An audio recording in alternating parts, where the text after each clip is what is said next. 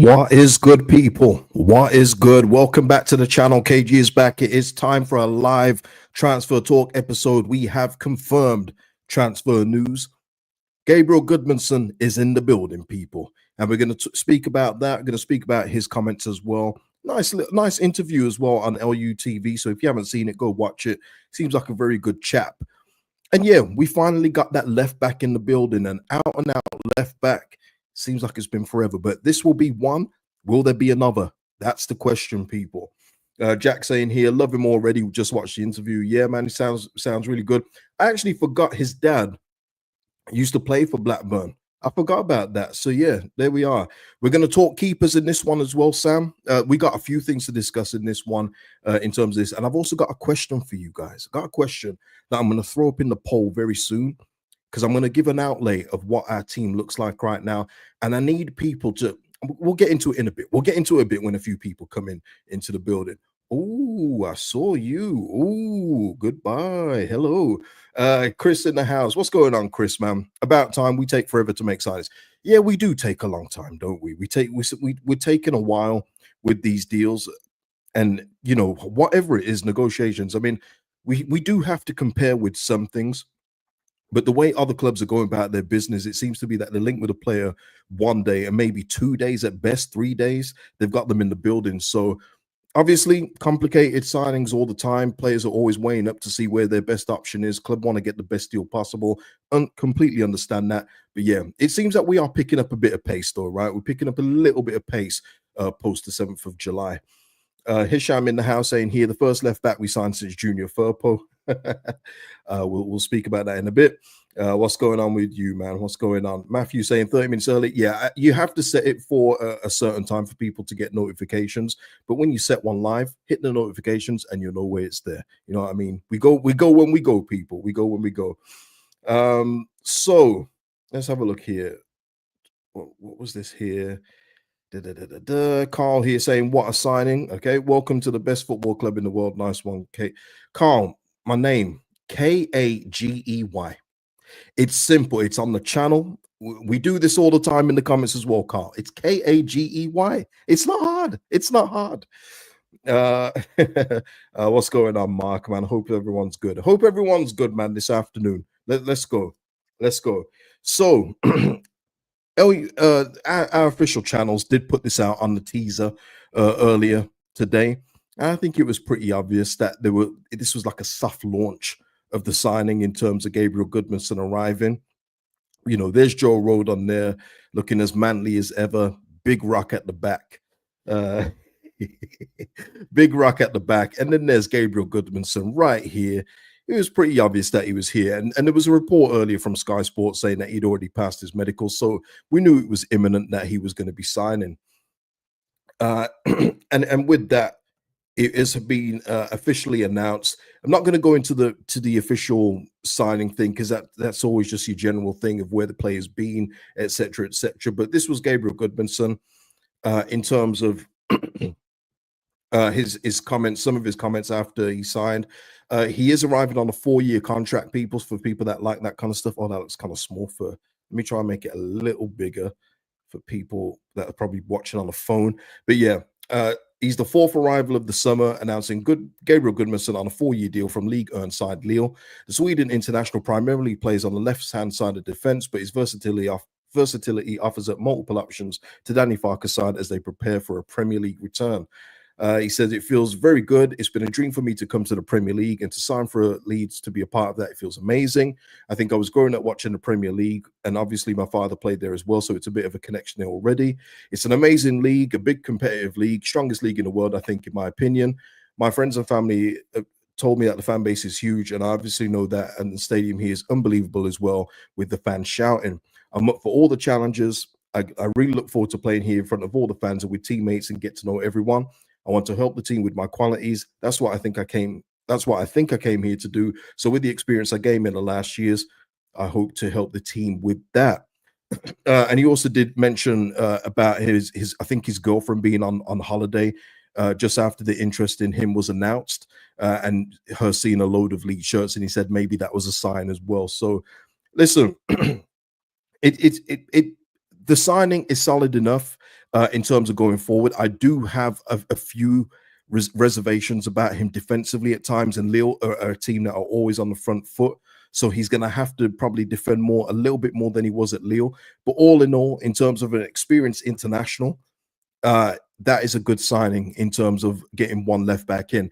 I would like another one in, and I mentioned on the earlier video, I said El Juf has been linked with us, but that seems to be a very out of the realm of how we're recruiting right now.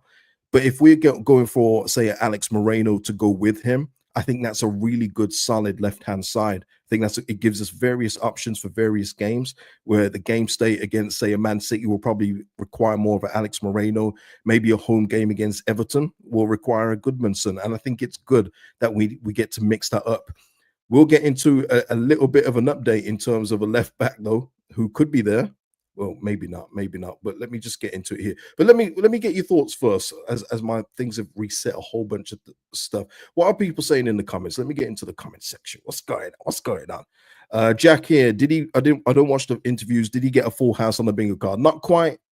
He didn't get all of them, but I think it's one of those where he probably had a few suitors, and he picked Leeds United as the best one, and that's good. You want to be chosen at some point, and it's about time, really, isn't it? Darren here, his highlight reel had everything except defending. It is true, Darren. Lille are a very, very good team over in League 1, but you know what? He's got experience at the Champions League level too, which will obviously help us out immensely with some of the players that we've got here. But that is going to be a concern for me, because he is an attacking fullback. All right, he is an attacking fullback. He is not just a two-way defender, in my opinion. I think he goes forward a lot more than he does defend. But hopefully, it should be okay. It should be okay, man. Leeds United come saying, let's keep them signings coming, please. Yes, please. Chris saying 5'11". Damn, he's going to look like a toddler with the size 5 ball.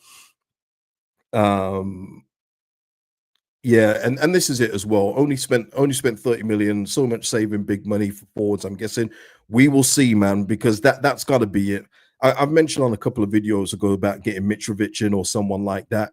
That for me would be the perfect tonic in terms of what we've done so far.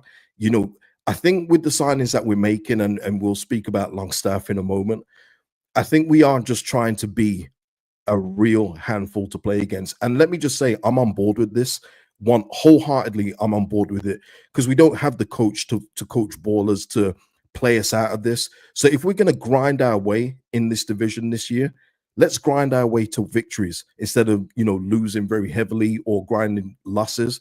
Let's grind ourselves to victory. And if we're doing that, I'll be happy this year, because it's all about survival this season. All about survival, no matter how ugly it's going to be. Someone in the comments earlier said it's going to be an ugly season. It's going to be ugly either way, but let's win ugly. You know what? Let's win 1-0. Let's win a tight game 2-1.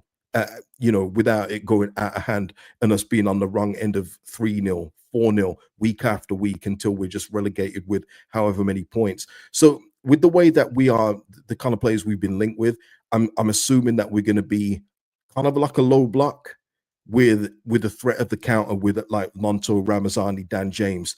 But we're going to need someone supreme to put the ball in the back of the net, and that's where I need to see us pick up. People talking about Harmer as well, by the way. In terms of it was either Harmer or Longstaff. They're playing two completely different positions, and they're two completely different players. Harmer's going to be more of the competition for, well, not competition, but he's going to be battling with Aronson for that more, number 8 spot. Whereas Longstaff will be more in competition with Tanaka and Ampadu, or the backup, I should say, to those two people. So it's going to be different. But like I say, if we're not going to get a Stack or a Harmer or anyone along those lines to go with a Longstaff, it's a different conversation, because that means Longstaff's going to be one of the main players, which for me, with what we've already got, it doesn't make sense to me. But if he is like that Energizer bunny after 70 minutes, okay, he's going to hurry around the pitch. He's going to get his heat map up. He's going to look busy, hopefully help us shut out like a 1-0 win or a tight 2-1 game, and we'll go along with our business. But we'll get into Longstaff in just a moment, man. You know what I mean? We'll get onto that in a bit. Jonathan saying, now we're moving in the transfer market momentum. Let's keep going. Yeah.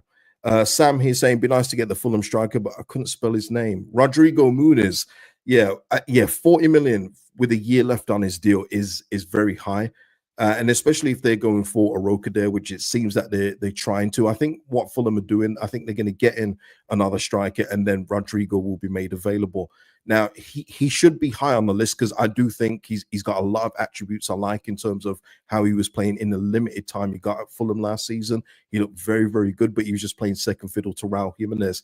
But I'm hoping once they do get in a striker, that price comes down, because that is just way too high, in my opinion, for a backup striker with 1 year left on his deal. If he had 2-3 years left on the deal, I can kind of understand, but it all depends on how much Leeds want him and how much they feel he'll be pivotal in terms of the team going forward, because no doubt about it, he's a very, very talented forward. But we'll wait and see what Fulham are going to do next, because we're waiting for them to move. But if they're taking too long, go elsewhere, man. Like, there's so many options. You know, I'm not saying get Aubameyang, but Aubameyang is going to be free. And if people are talking about Callum Wilson as a free, Dominic Calvert-Lewin as a free, man, I'd rather have someone that puts it in the onion bag like Aubameyang for free than those two. You know what I mean? It's one of those for me. I just want someone that I know can put the ball in the back of the net after a sustained amount of pressure. We're going to be under the cosh for a few games, but then you get that one clinical striker that will put it in the back of the net, and it's lovely jubbly. You know, it'll be lovely, man. Tim here saying, I can't see Tanaka starting. He isn't physically imposing enough. We will get into that in just a moment. We'll get into that. Yeah, he's 36 now. So obviously he'd be like the second choice or something. But you never know. If he's asking for low wages, I'd take him back. Yeah, I would. Maybe. But I'm hoping for someone more in their prime. But I'm just saying, we need a certified striker up front if we're going to be recruiting this way. You know, it can't be another budget striker again. It can't, because that will get relegated, people. It really is as simple as that. We're going to have to spend money in an area of quality very, very soon. And it should be the striker and the goalkeeper. And we'll get into that in just a moment. So, yeah, Gabriel Gudmundsson, welcome to the club. And I'm going to put this in the poll now. Let me get the poll up. So I'm going to do this poll as if we've signed Longstaff, because that one has got... For me, that one's done. I've come to the acceptance stage that Sean Longstaff is coming. I think Newcastle will accept that bid because they won't want to risk losing him for free next summer. And I think them getting, 12 million in total is very generous at this point. So I do accept now Sean Longstaff will be here. So I've put in the poll for you guys, people. With the signings of Gabriel Gudmundsson and Longstaff, as it stands, will Leeds United stay up? And I've put in a little visual aid to help you with this. Let me get to it. You will have seen these in my previews last year, because this is how we stand today. Okay, this isn't with prospective signings. This is what we could get. This is what we currently have today. Okay, Meslier in goal, Bogle at right back. People will say either Bonau or Roden, but I'm sticking with Roden there next to Biol. Gudmundsson at left back. Tanaka and Ampadu are still the central midfielders, even with Longstaff signed. So there's that. Dan James on the right. It's a toss-up, I guess, between Ramazani and Nonto on the left, but I've put Ramazani in there. We still have Brendan Aronson in that spot as we sit here today, and Joel Peru up front. So this is where I'm getting the real. This is where the realism hits you, because whenever we sign a player, everyone will think that's the missing piece to keep us up. But I'm giving you now the full picture of what our possible first 11 will look like at this as we sit here today. Come the game against Everton. Actually, Biol won't be there. He's suspended for that game, so it probably will be Roden and maybe Strauch, maybe Bonau. Toss them up, whichever one. Pause. But yeah. What we're saying here, let me see what people are saying without the poll, but I will get to the poll later on, I promise. We go down with this team, in my opinion. Chris saying, not a chance we start with those. We cannot afford the team that Farker needs to bail him out. Matthew here, it's not enough at the moment. Noxon saying, no chance we stay up as it stands. Pop saying, no way, we have enough. Russell saying, I still think we need more. Wilf saying here, Meslier will not be in goal. It will be Darlow, if anything. Well, Wilf, I mean, that's no much better, is it?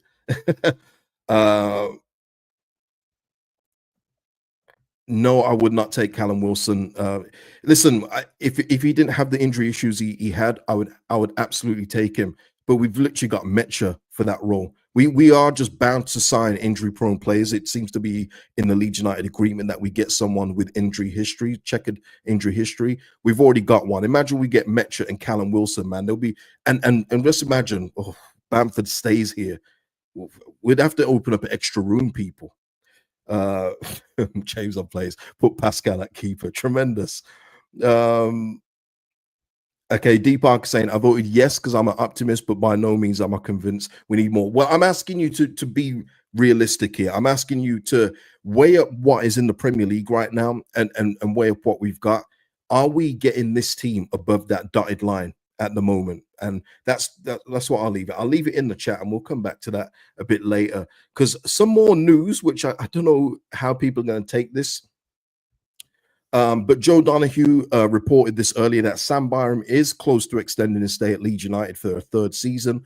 31-year-old qualifies as homegrown. Leeds need 8 players in such in the 25-26 Premier League squad. Details here. So it looks like Byram is staying. Now, I'm not going to lose my head over this one because I genuinely believe this is him to be the 5th choice. Now, if he's the 5th choice wing fullback, no issues with it whatsoever.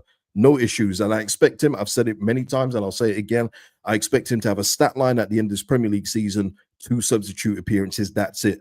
The problem for me is if we've signed Gudmundsson now, if he's the backup to that, then there's the issue for me. That's where it becomes problematic for me. We need another absolute stud at left back for genuine competition for Gudmundsson there. We can't have Byram there. We just can't do it. And just what happens if Gudmundsson goes out for a prolonged period for whatever reason, Byram is that one to come in. That can't happen, people. So I'm saying it at the standpoint as we sit here today on the 8th of July, no problems with it. He'll be the 5th choice. He'll be there for the homegrown purposes. Cool with me. Cool with me at this point. Vince saying here, good. I like Sam a lot. Ryan saying here, homegrown wise, it makes sense. Yeah. Noxon here saying, I don't mind this. He's a continuation in the dressing room. Probably costs us nothing, won't play. Yeah. Good bench, good squad player. Yeah. Pierre Dell, I get Bamford off my screen. Byron's on the same wage as the tea lady. But yeah, so it seems that people are on the same kind of thing. But obviously, I go with the information given. And if we close this transfer window and we haven't got another left back, then we have to revisit this because that will mean he's one of the 4 fullbacks, and that just can't happen, people. So there we are. Sam Byram continuing his stuff here. Good stuff. Let's move on to the goalkeeper because Football Italia earlier, and I want to get you guys' opinions on this because I've got my own thoughts on this. Alfredo Pedula, we'll go with that. Leeds United's talks for Vanja Milinković-Savić progressed last night, and the Premier League side may decide to activate the Torino goalkeeper's release clause, which is slightly above 20 million euros for clubs outside of Serie A. Joe Donahue then puts this out later this in the afternoon. And we've seen already in this window, the YAP seemed to be more of a mouthpiece for the 49ers ever since the whole Daniel Farker maybe sacked debacle. But he says this, LUFC recruitment structure understood to be fans of the 6'8" goalkeeper. However, the Serbian international has plenty of interest and player unlikely to choose Leeds. One of a number of goalkeeper on Leeds lists, including Lyon's Lucas Perri, who I did say in an earlier video, will be moving to the Premier League according to French reports, but there's no club name to it. But what I think this report is from Joe Donahue is to temper the fan base expectations. I think it's so. I think this has been put out by the 49ers or fed to Joe by the 49ers recruitment team just to temper expectations in case they can't attract Milinković-Savić to the club. I genuinely believe that because if it doesn't come out from the Italian side that we've registered an interest and could be making a bid, I don't think they say a word about it. I think this is to counter that report and just make sure that fans don't get excited that we will definitely be getting him just in case yet another player turns us down like they've done so this summer. So I do think it is one of those where we are going to try and get him, and I would be absolutely all for this. Look, Chris asked me in the comments in the earlier video today, who would I prefer out of Perri and Milinković-Savić? And I would like both. I don't mind whichever one, but Milinković-Savić for me is more tried and tested at where we're going to be, which is going to be facing shots a lot of the time, whereas Perri's been more of one of the better teams. he's already used to a heavy workload, and his commanding presence for me, I think, will give us a little bit of an advantage against teams that are in and around us. I think those things matter. His penalty saving pedigree as well is top notch.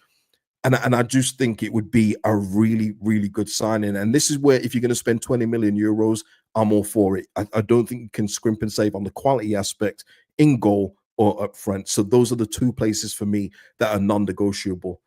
What is it? Craig saying he changed his mind after seeing Meslier and Aronson. Tremendous. Tim saying here there won't be many clubs willing to meet the valuation. Yeah, and that's the thing as well. Napoli were interested in him, but they then re-signed Alex Murray to a new contract. So they don't really need him. And I think they've been offered Rui Patricio on a free transfer.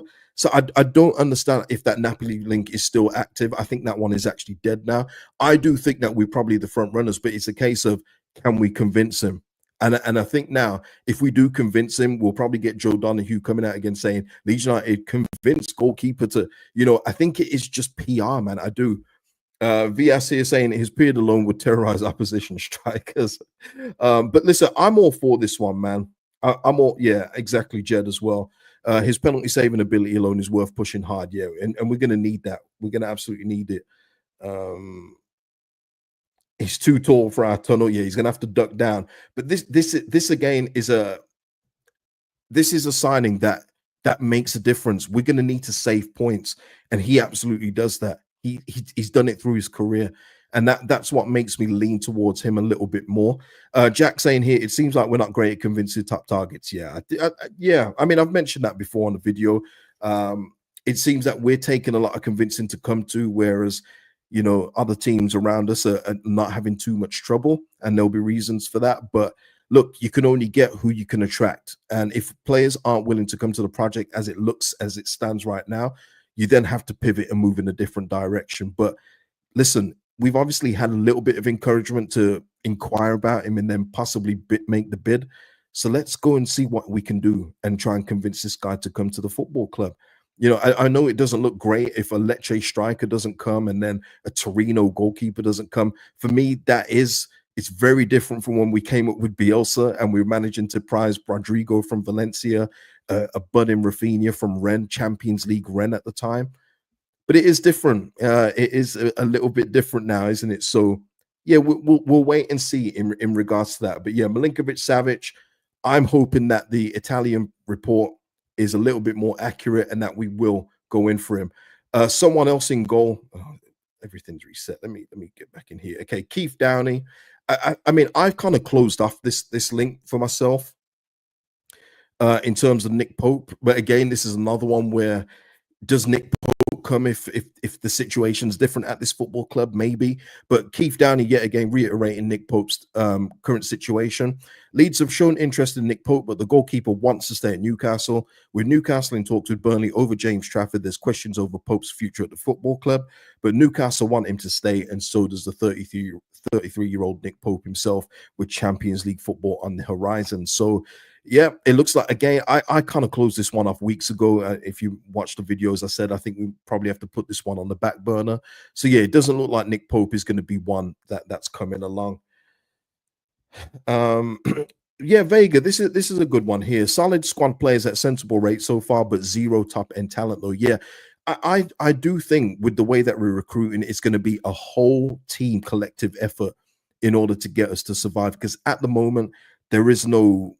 I mean, Ramazani could be that. Maybe Dan James, maybe Ananto. When he's motivated, I think he will be motivated. But yeah, there's no real standout like signing. Bial is a really good signing. No, I'm not going to take that one away.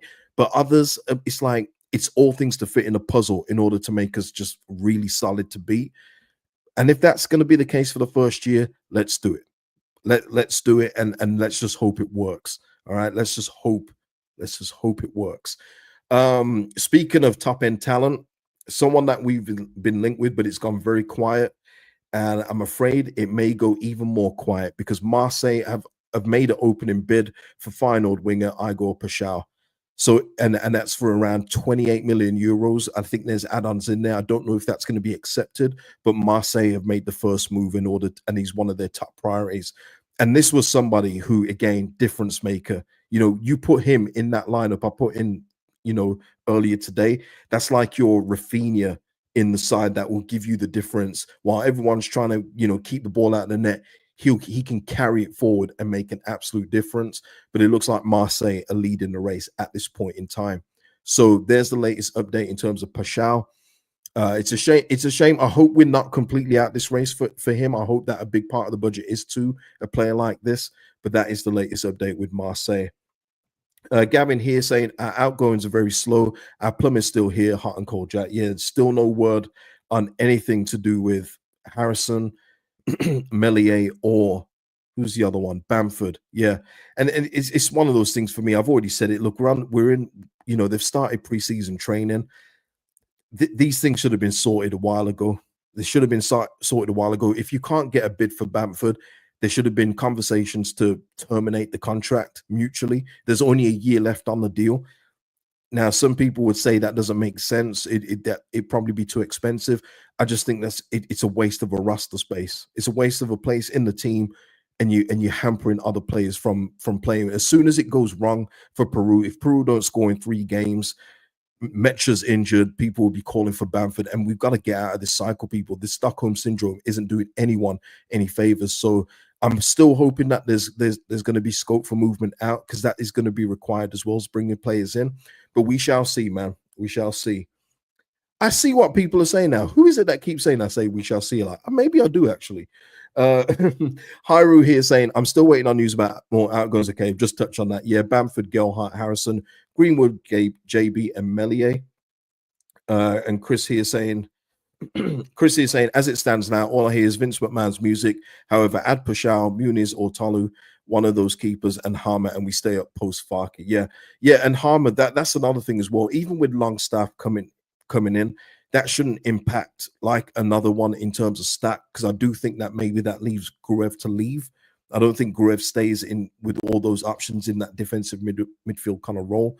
But then Harmer for me, he'd be the starter over Aronson quite easily as well. But there has to be another 8/10 in that position. It can't just be what we've got. Even if we were to add Anton Stack, there's just not enough creativity going forward. And Harmer as well can help with the set pieces. I know our goalkeeper Milinković-Savić, not our goalkeeper, potential goalkeeper, he could possibly help as well. But yeah, there's still a lot more work to be done, people.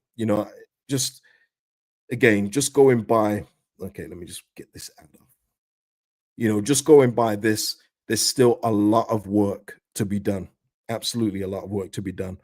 All Leeds ways, all Leeds aren't we saying here? Sell it to him that he could be the next Rafa in terms of Paixão. Yeah, I mean, that's what we're having to do. And I keep seeing these comments talking about Sunderland and all these clubs are offering, Burnley as well, offering relegation release clauses. We are all offering relegation release clauses. I promise you. It's just not going to be loan clauses like it was before, which was stupid of this club to do under the old ownership. But we're all offering relegation release clauses. Maybe the fees will be different, or maybe Leeds aren't happy with some of the fees that they're having to put in. But you know what my simple solution to the relegation release clauses are, people? Don't get relegated. Don't get relegated, and then you don't have to worry about a single one of those players leaving on a relegation release clause. Simple. Sounds simple in practice, but that's what you do to avoid it. Sam here. Can we swap Harmer for Aronson? Yeah. Well, listen, again, much like the Longstaff thing in terms of me accepting that he is coming, at this point in time, with everything that Aronson has said recently about wanting to prove people wrong, I'm accepting that he's going to be here. I've just gone into that stage of acceptance, because what use is getting angry, shouting and everything else? I'm disappointed, sure, but I'm not going to lose sleep over it. If the club don't feel ambitious enough or ruthless enough to say to these players, you're not good enough, we need to move you on, who am I? I'm just a guy talking to you guys through a mic, through a screen. That's all it is. So I'm not going to lose sleep over it, but we're going to need someone to be the actual number 1-8 in that position for me. I mean, that one's gone quiet. That was one link and it's disappeared ever since, isn't it? But I mean, that is the summer, though. That is the summer window. It's a load of links, and then some come through and some just fade away, don't they? So Ali here saying can't see us moving on Brendan without taking a PSR hit. It could be something like that, but I don't think it would be too too great anymore because he did sign a few years ago now. But yeah, I think with Brendan himself, I think he's not going anywhere. He sounded very defiant in that interview, saying that he wants to prove people wrong. And we kind of heard him say this kind of rhetoric at the beginning of the championship season, where he was saying, I want to reintegrate and, you know, prove people wrong and make up for everything. And, you know, for a few months he did that, and then for the rest of the season he was like a ghost. But yeah, I think he will be staying. So I'm working on the premise of that at this point. And plus as well, what you've got to, what we can't forget, Farke loves Brendan Aronson, and Farke is here and he's going to play Brendan Aronson. He's not going to want to let him go. So you also have to work under those premises as well. Let's have a look. Spartan here. Hi, KG. What rumors have got you most excited at goalkeeper, midfield, and forward? Oh, goalkeeper, I would say maybe Fofana, Milinković-Savić at this point. Nick Pope, I would say that would be a real good hand at this level as well. Again, he's been at the bottom of the Premier League. He knows what it's all about. Midfield, Paixão by a mile. There's been no other one what has like really stood out. You know, Douglas Luiz was one for a while, but that's absolutely dead. He rejected us as well. Striker, though, we've got work to do. Spartan hippie. Let me just say that we got work to do. Rodrigo Muniz is the only one where I thought, all right. But let me just say this as well, people. If we do sign, you know, we've seen Norwich City sign my guy Chris Garden today, 6.9 million. What a bargain! If we take Josh Sargent as our other main striker, we're cooked. And I don't usually say things like this. I like to let things play out. But if we're going to rely on Josh Sargent being our number one striker in competition with Peru, we're getting relegated. And I'll just say that here. I would hope to be proven wrong. And with everything in my power and everything in my being, I would hope I'm wrong. But I'm sorry, you can't compete in the Premier League level moving like that. We'd be basically signing players we could have signed, Farke could have signed at Norwich City. And that for me isn't what keeps you up, as evident with Norwich City. So we have to go above and beyond. And that's why I talk about a Mitrović, or, you know, someone even mentioned Ivan Toney, bringing him on loan for a year, World Cup year as well. Love that. Ivan Toney is going to put that ball in the back of the net. We need someone sturdy like that, not a Josh Sargent, in my opinion. But with Farke having a hand on recruitment, there's always that slight opportunity that he could arrive as well. And if he does, I just enjoy the season for what it is, and then we start planning for the championship again. Kalimwendo, Abdeli, Don. Oh yeah, Don. I mentioned him a while ago, man. Harmer, Moreno, Darman. We say, yeah. I'm not convinced with the Darman one. I know a few of you like him, but yeah, I'd much prefer some of the links we've had more recently. But yeah. Vias here. Do you think it's a question of trust the process? Well, that's all you can do. That's all you can do. Let me just take a sip.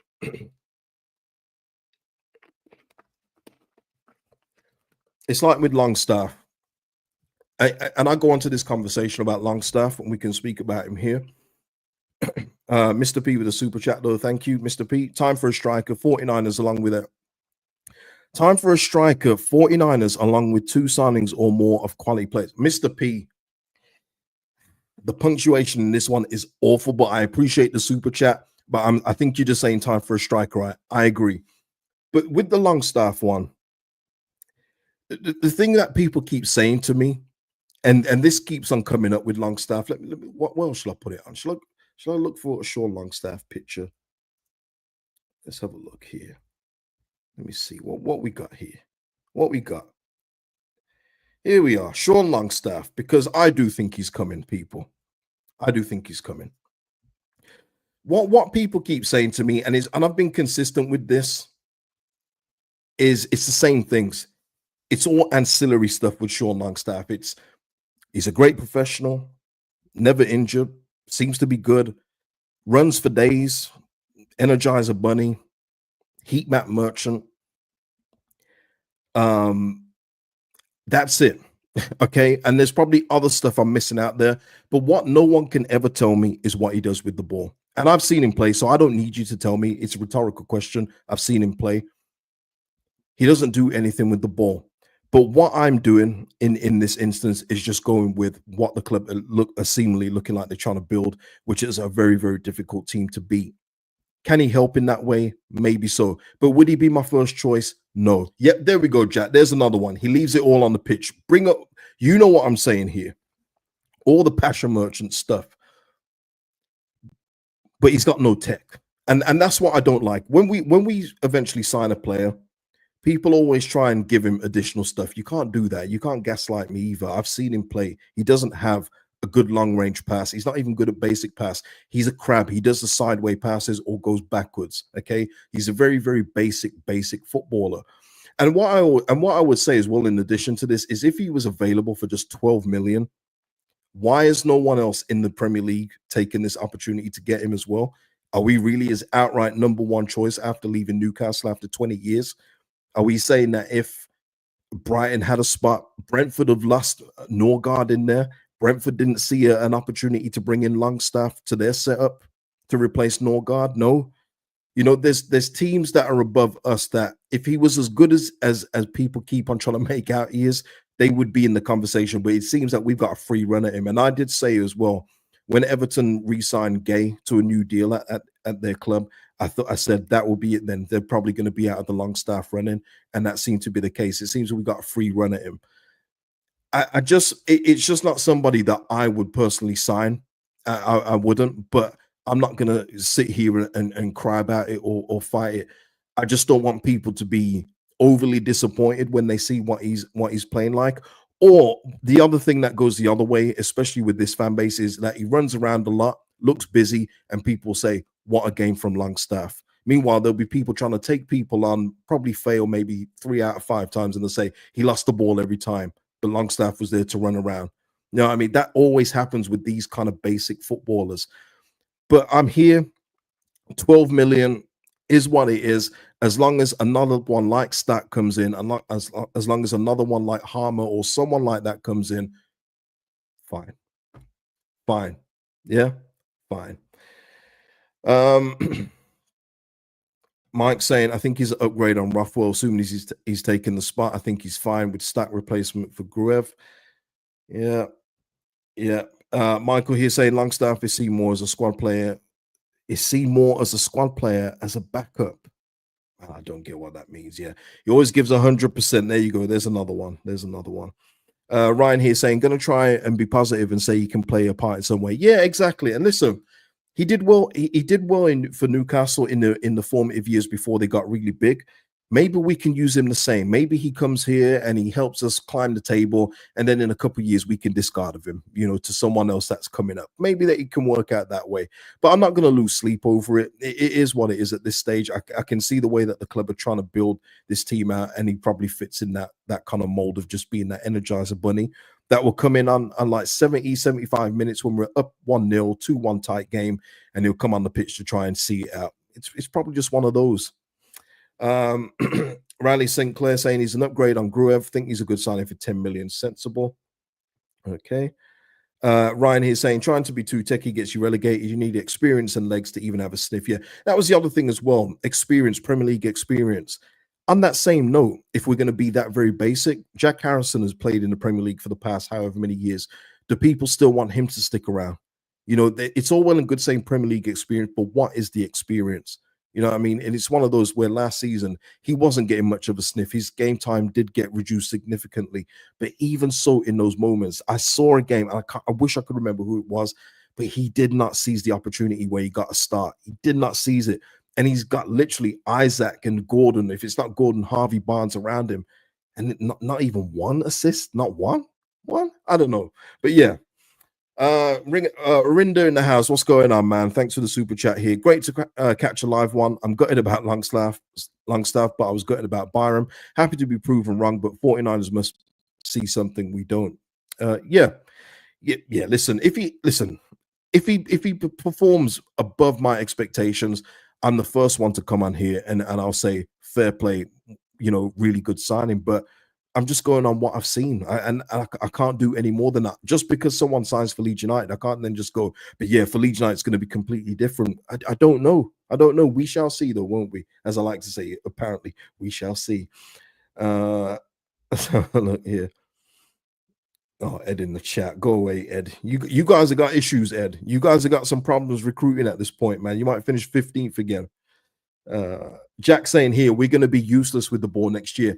I think, Jack, that I think with the way we're recruiting, I think that's going to be by design. Not useless completely, because you're going to need to do something with the ball, but it's not going to be like it was in the championship. We're not going to have 60-70% of the ball. It's just not going to happen. And if we do that, we're doing something really, really right. And Danny Farker is a better coach than I give him credit for. But we're going to have to be more useful in the times we do get the ball, and more ruthless as well when we do get opportunities to go forward. So it's going to be one of those where, yeah, we're not going to have the ball too much, but what are we going to do when we get that chance to counter? And I think that's probably where someone like a Longstaff will come in when he's actually on the pitch. But until he's on the pitch, it will be Tanaka, it will be Ampadu. And if we do get stacked, maybe some games it will be an Ampadu stack double pivot as well, which would be absolutely solid, by the way. So there's going to be a few different things. But what I don't see Daniel Farker doing is veering away from the 4-2-3-1, and that's just by the report that was in the YEP yesterday. So we will see. You know what? I'm not going to say we will see ever again. Actually, I will, but I'm going to try not to. Yeah, Sensible FC, Ed. At this point in time, Ed, I can't argue too much, but I hope you're wrong, and I hope you're in the chat. If we do win, come back in the chat. All right. Yeah, if we had a more dynamic manager, maybe more dynamic players. Yeah, you're probably right. Deshaun saying that will be the end for him. End of who, Deshaun? Let me know, man. I may miss that. Actually, you could be talking to people in the chat. I don't know. What's everyone saying? Oh no, Jameson here. Harrison could be the prodigal son if he repents. Look, guys, this is what I'm talking about. It doesn't take much for football fans to forgive people. It doesn't. All Jack Harrison has to do in preseason is score a goal, and people say, maybe we can do something with Jack Harrison. It doesn't take much for football fans to forgive and forget. My issue is with Harrison is that he has sucked for the last 2 seasons at Everton. That's my main thing. It's not that we're getting back a good player and giving him another chance to go ahead. We're getting back a poor player. So if you're going to add Harrison to keeping at this point in time, as we sit here today, a Bamford, Aronson, a Longstaff, what is this team really going to look like? It's not going to look good, people. It's a relegation team. That's what it looks like. So yeah, it has to be more than that. And the club have to have some balls. I'm just saying this. They got to have some balls and start trying offering people out. Not fighting, don't mean fighting. I mean telling players that they need to leave the club. Tell them to get their agents to find a new club. That's what they got to do. And I just don't feel we've done that at this point in time. So yeah, I mean, is there any other news? Am I missing something? We got Longstaff in.